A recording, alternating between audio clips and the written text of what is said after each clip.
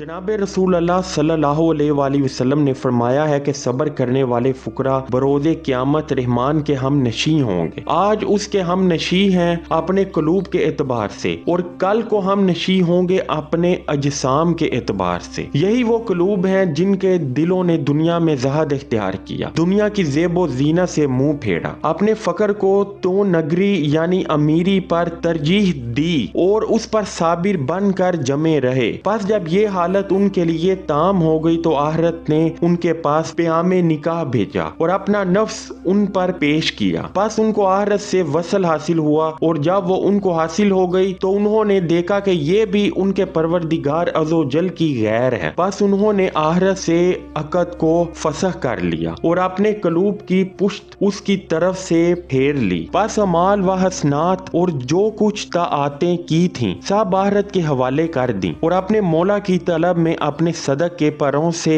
उसकी तरफ उड़े। आहरत के पास पिंजरा छोड़ा और अपने वजूद को पिंजरों से बाहर निकालकर अपने मौजद की तरफ परवाज की।